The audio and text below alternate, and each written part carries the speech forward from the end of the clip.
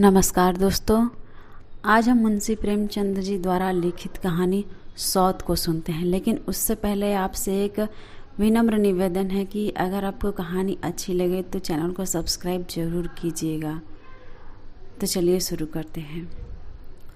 जब रजिया के 2-3 बच्चे होकर मर गए और उम्र ढल चली तो रामू का प्रेम उससे कुछ कम होने लगा और दूसरे ब्याह की धुन सवार हुई। आए दिन रजिया से बेझिझक होने लगी। रामू एक न एक बहाना खोजकर रजिया पर बिगड़ता और उसे मारता और अंत को वह नई स्त्री ले ही आया। इसका नाम था दासी। चंपई रंग था, बड़ी बड़ी आँखें, जवानी की उम्र, पीली कुसांगी रजिया भला इस नौ यौवना के आगे क्या जचती। फिर भी वह जाते हुए स्वामित्व को जितने दिन हो सके अपने अधिकार में रखना चाहती थी। गिरते हुए छप्पर को थुनियों के संभालने की चेष्टा कर रही थी। इस घर को उसने मर मर कर बनाया है, उसे सहज में ही नहीं छोड़ सकती। वह इतनी बेसमझ नहीं है कि घर छोड़कर चली जाए और दासी राज करे। एक दिन रजिया ने रामू से कहा, मेरे पास साड़ी नहीं है, जाकर ला दो। रामू उसके एक दिन पहले दासी के लिए एक अच्छी सी चुंदरी लाया था। रजिया की मांग सुनकर बोला, मेरे पास अभी रुपया नहीं है। रजिया को साड़ी की उतनी चाह न थी कि जितनी रामू और दसिया के आनंद में विघ्न डालने की। बोली, रुपए नहीं थे तो कल अपनी चहेती के लिए चुंदरी क्यों लाए?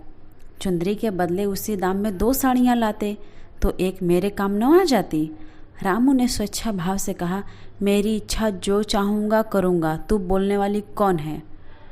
अभी उसके खाने खिलने के दिन है, तू चाहती है अभी से उसे नून तेल की चिंता में डाल दूँ? यह मुझसे नहीं होगा। तुझे ओढ़ने पहनने की साध है तो काम कर। भगवान ने क्या हाथ पैर नहीं दिए? पहले तो घड़ी रात उठकर काम धंधे में लग जाती थी, अब उसके डाह में पहर दिन तक पड़ी रहती है। तो रुपए क्या आकाश से गिरेंगे? मैं तेरे लिए अपनी जान थोड़ी ही दे दूंगा। रजिया ने कहा, तो क्या मैं उसकी लौंडी हूँ कि रानी की तरह पड़ी रहे और मैं घर का सारा काम करती रहूँ? इतने दिनों छाती फाड़कर काम किया, उसका यह फल मिला तो अब मेरी बला काम करने आती है। रामू बोला, मैं जैसे रखूँगा तुझे वैसे ही रहना पड़ेगा। रजिया बोली, मेरी इच्छा होगी रहूँगी, नहीं अलग हो जाऊँगी। फिर रामू बोला, जो तेरी इच्छा हो कर, लेकिन मेरा गला छोड़। रजिया बोली, अच्छी बात है, आज से तेरा गला छोड़ती हूँ, समझ लूँगी विधवा हो गई। रामू दिल में इतना तो समझता था कि यह गृहस्थी रजिया की जोड़ी हुई है। चाहे उसके रूप में उसके लोचन विलास के लिए आकर्षण न हो, संभव था कुछ देर के बाद वह रजिया को मना लेता। पर दासी भी कूटनीति में कुशल थी। उसने गर्म लोहे पर चोटें जमाना शुरू की। बोली, आज देवी किस बात पर बिगड़ रही थी?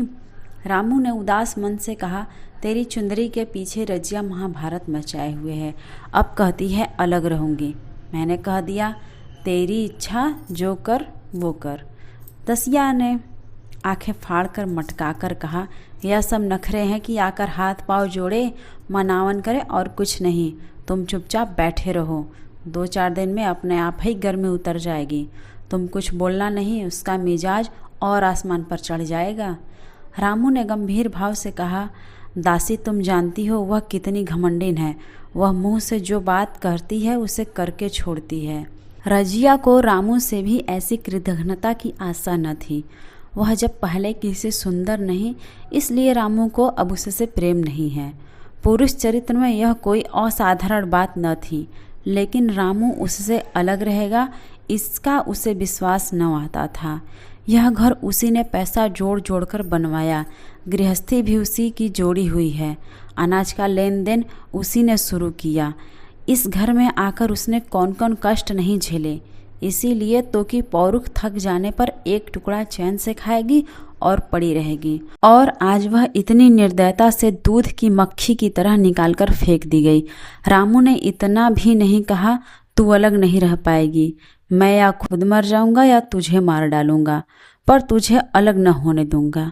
तुझसे मेरा ब्याह हुआ है, हंसी ठट्ठा नहीं है। तो जब रामू को उसकी परवाह नहीं है तो वह रामू को क्यों परवाह करे? क्या सभी स्त्रियों के पुरुष बैठे होते हैं? सभी के माँ बाप बेटे पोते होते हैं। आज उसके लड़के जीते होते तो मजाल थी कि यह नई स्त्री लाते और मेरी यह दुर्गति करते। इस निर्दयी को मेरे ऊपर इतनी भी दया न आई। नारी हृदय की सारी परवस्था इस अत्याचार से विद्रोह करने लगी। वही आग जो मोटी लकड़ी को स्पर्श भी नहीं कर सकती, फूस को जलाकर भस्म कर देती है। दूसरे दिन रजिया एक दूसरे गांव में चली गई।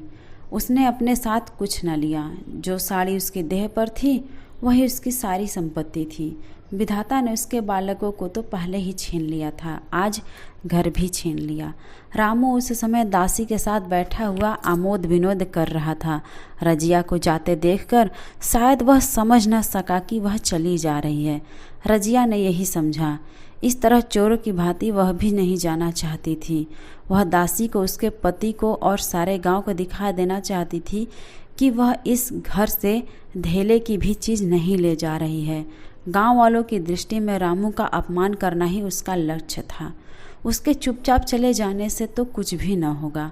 रामू उल्टा सबसे कहेगा रजिया घर की सारी संपदा उठा ले गई। उसने रामू को पुकार कर कहा, संभालो अपना घर, मैं जाती हूँ, तुम्हारे घर की कोई चीज़ अपने साथ नहीं ले जाती। रामू एक क्षण के लिए कर्तव्य भ्रष्ट हो गया। क्या कहे उसकी समझ में नहीं आया। उसे आशा न था कि वह यूँ चली जाएगी।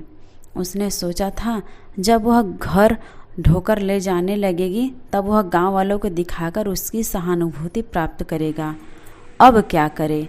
दसिया बोली, जाकर गांव में ढिंढोरा पीटाओ, यहाँ किसी का डर नहीं है। तू अपने घर से ले ही क्या आई थी जो कुछ लेकर जाओगी। रजिया ने उसके मुंह न लगकर रामू से ही कहा, सुनते हो अपनी चहेती की बातें, फिर भी मुंह नहीं खुलता। मैं तो जाती हूँ, लेकिन दस्सो रानी, तुम भी बहुत दिन राज न करोगी। ईश्वर के दरबार में अन्याय नहीं फलता।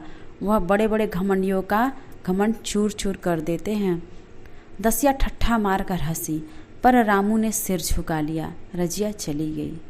रजिया जिस नए गांव में आई थी वह रामू के गांव से मिला हुआ ही था, अतएव यहाँ के लोग उससे परिचित हैं। वह कैसी कुशल गृहिणी है, कैसी मेहनती है, कैसी बात की सच्ची, यह यहाँ किसी से छिपा न था। रजिया को मजूरी मिलने में कोई बाधा न हुई। जो एक लेकर दो का काम करे उसे काम की क्या कमी। 3 साल की एक रजिया ने कैसे काटे, कैसे एक नई गृहस्थी बनाई, कैसे खेती शुरू की, इसका बयान करने बैठे तो पोथी हो जाए। संचय के जितने मंत्र हैं, जितने साधन हैं, वे रजिया को खूब मालूम थे। फिर अब उसे लाग हो गई थी और लाग में आदमी की शक्ति का वारा पार नहीं रहता।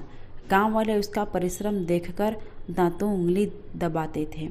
वह रामू को दिखा देना चाहती है, मैं तुमसे अलग होकर भी आराम से रह सकती हूँ। वह अब पराधीन नारी नहीं है, अपनी कमाई खाती है। रजिया के पास बैलों की एक अच्छी जोड़ी है। रजिया उन्हें केवल खली भूसी देकर नहीं रह जाती, रोज़ 2-2 रोटियां भी खिलाती है। फिर उन्हें घंटों सहलाती।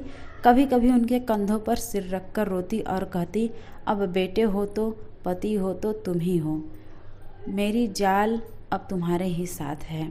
दोनों बैल शायद रजिया की भाषा और भाव समझते हैं। वे मनुष्य नहीं हैं, बैल हैं। दोनों सिर नीचा करके रजिया का हाथ चाटकर उसे आश्वासन देते हैं।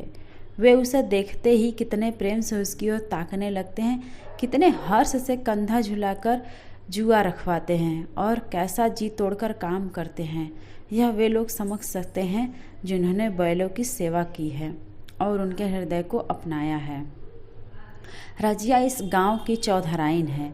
उसकी बुद्धि जो पहले नित्य आधार खोजती रहती थी और स्वच्छंद रूप से अपना विकास न कर सकती थी, अब छाया से निकलकर प्रौढ़ और उन्नत हो गई है। एक दिन रजिया घर लौटी तो एक आदमी ने कहा, तुमने नहीं सुना चौधराइन, रामू तो बहुत बीमार है, सुना 10 लंघन हो गए हैं। रजिया ने उदासीनता से कहा, जुड़ी है क्या? जुड़ी नहीं, कोई दूसरा रोग है। बाहर खाट पर पड़ा था, मैंने पूछा कैसा जी है? रामू तो रोने लगा, बुरा हाल है, घर में एक पैसा भी नहीं दवा दारू करे। दसिया के एक लड़का हुआ है, वह तो पहले ही काम धंधा न करती थी और अब तो लड़कोरी है, कैसे काम करने आए। सारी मार रामू के सिर जाती है, फिर गहने चाहिए, नई दुल्हन यो कैसे रहे।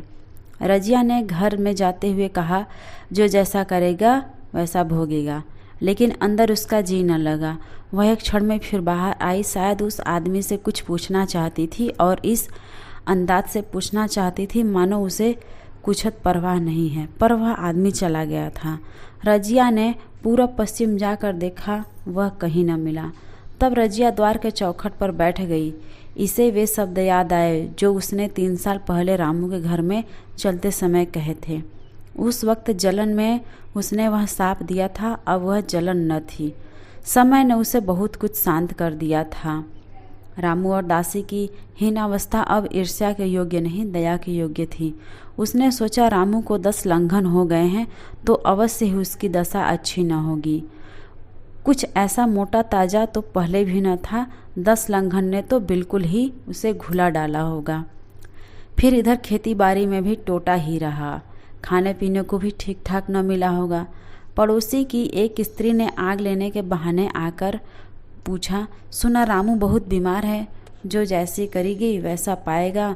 तुम्हें इतनी बेदर्दी से निकाला कि कोई अपने बैरी को भी न निकालेगा। रजिया ने टोका, नहीं दीदी ऐसी बात न थी। वे तो बेचारे कुछ बोले ही नहीं। मैं चली तो सिर झुका लिया।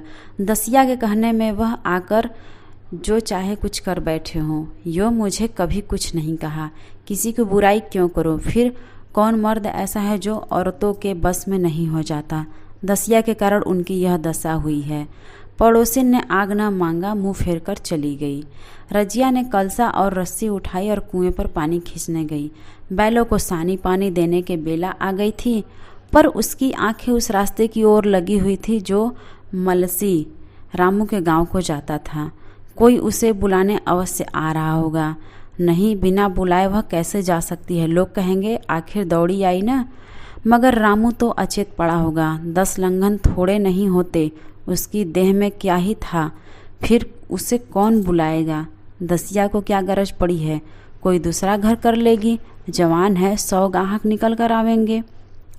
अच्छा, वह तो आ रहा है। हाँ, आ रहा है। कुछ घबराया सा जान पड़ता है। कौन आदमी है?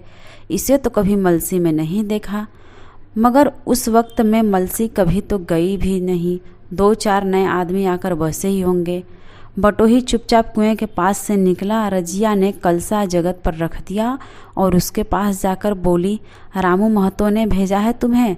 अच्छा तो चलो घर, मैं तुम्हारे साथ चलती हूँ। नहीं, अभी मुझे कुछ देर है। बैलों को सानी पानी देना है, दिया बत्ती करनी है। तुम्हें रुपए दे दूँ, जाकर दसिया को दे देना। कह देना कोई काम हो तो बुला भेजे। बटोही रामू को क्या जाने, किसी दूसरे गांव का रहने वाला था। पहले तो चकराया, फिर समझ गया। चुपके से रजिया के साथ चला गया और रुपए लेकर लंबा हुआ। चलते चलते रजिया ने पूछा, अब क्या हाल है उनका? बटोही ने अटकल से कहा, अब तो कुछ संभल रहे हैं। दसिया बहुत रोध हो नहीं रही है। रोती तो नहीं है। वह क्यों रोएगी? मालूम होगा पीछे। बटोही चला गया तो रजिया ने बैलों को सानी पानी किया, पर मन रामू की ही ओर लगा हुआ था। स्नेह स्मृतियाँ छोटी छोटी तारिकाओं की भांति मन में उदित होती जाती थी। एक बार जब वह बहुत बीमार पड़ी थी, वह बात याद आई। 10 साल हो गए। वह कैसे रात दिन उसके सिरहाने बैठा रहता था। खाना पीना तक भूल गया था। उसके मन में आया, क्यों न चलकर देख ही आवे।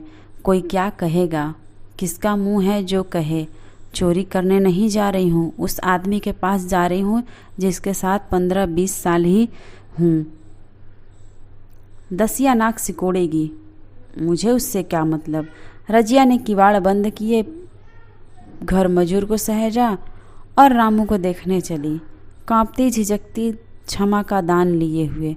रामू को थोड़े ही दिनों में मालूम हो गया था कि उसके घर की आत्मा निकल गई और वह चाहे कितना जोर करे, कितना ही सिर खपाए, उसमें स्फूर्ति नहीं आती। दासी सुंदरी थी, शौकीन थी और फूहड़ थी। जब पहला नशा उतरा तो ठाएं ठाएं शुरू हुई। खेती की उपज कम होने लगी और जो भी होती थी वह उटपटांग खर्च होती थी। ऋण लेना पड़ता था। इसी चिंता और शोक में उसका स्वास्थ्य बिगड़ने लगा। शुरू में कुछ परवाह न की, परवाह करके ही करता क्या। घर में पैसे नहीं थे। आतताइयों की चिकित्सा ने बीमारी की जड़ और मजबूत कर दी और आज 10-12 दिन से उसका दाना पानी छूट गया था। मौत के इंतजार में खाट पर पड़ा कराह रहा था। और अब वह दशा हो गई जब हम भविष्य से निश्चित होकर अतीत में विश्राम करते हैं, जैसे कोई गाड़ी आगे का रास्ता बंद पाकर पीछे लौटे। रजिया को याद करके वह बार बार रोता और दासी को कोसता, तेरे ही कारण मैंने उसे घर से निकाला। वह क्या गई, लक्ष्मी चली गई। मैं जानता हूँ अब भी बुलाऊं तो दौड़ी आएगी, लेकिन बुलाऊं किस मुँह से।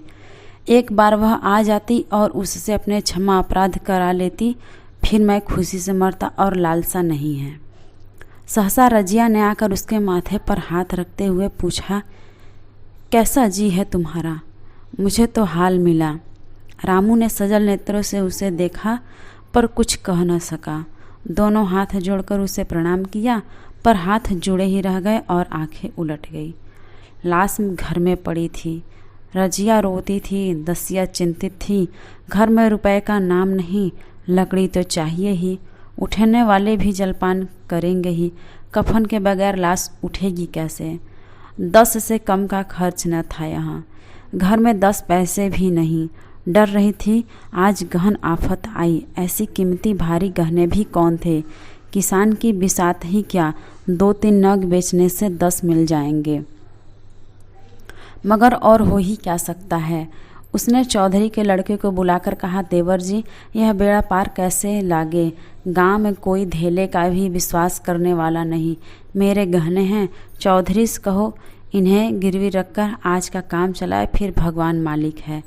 रजिया से क्यों नहीं मांग लेती? सहसा रजिया आंखें पोंछते हुई आ निकली। कान में भनक पड़ी।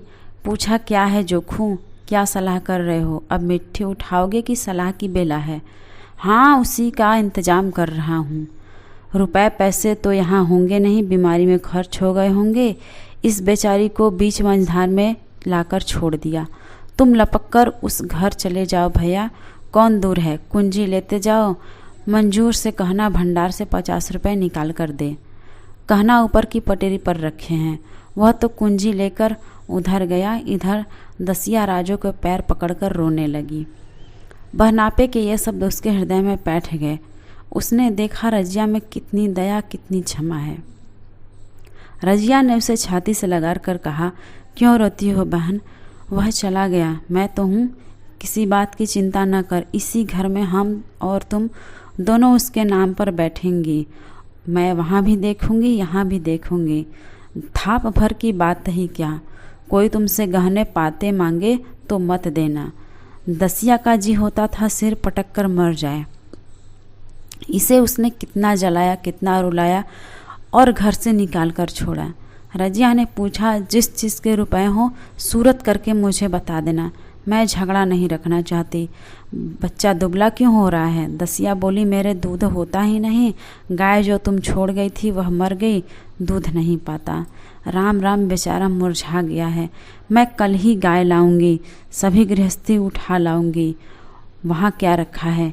लाश से उठी रजिया उसके साथ गई। दाह कर्म किया, भोज हुआ, कोई 200 रुपये खर्च हो गए। किसी से मांगने न पड़े। दसिया के जौहर भी इस त्याग की आँच में निकल आए। बिलासिनी की सेवा की मूर्ति बन गई। आज रामू को मरे 7 साल हुए हैं। रजिया घर संभाले हुए है। दसिया को वह सौत नहीं बेटी समझती है। पहले उसे पहनाकर तब अपने पहनती है, उसे खिलाकर तब अपने खाती है। जो खूब पढ़ने जाता है उसकी सगाई की बातचीत पक्की हो गई। इस जाति में बचपन में ही ब्याह हो जाता है। दसिया ने कहा, बहन गहने बनवा कर क्या करोगी? मेरे गहने तो धरे ही हैं। रजिया ने कहा, नहीं री, उसके लिए नए गहने बनवाऊंगी।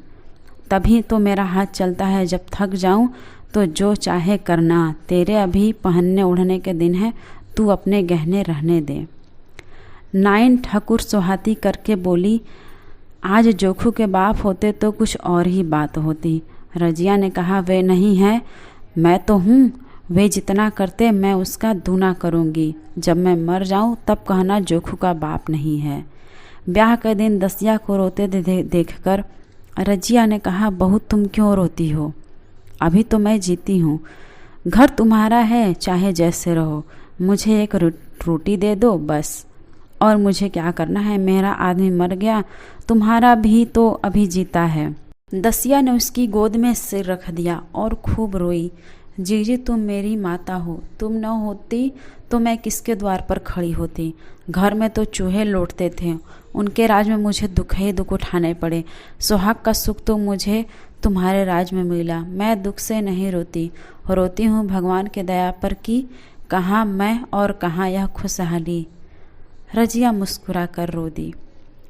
तो आज की ये प्रेमचंद जी द्वारा लिखित कहानी सौत आपको कैसी लगी कमेंट करके ज़रूर बताइएगा। और अगर चैनल पर नए हैं तो चैनल को कृपया सब्सक्राइब ज़रूर कीजिएगा।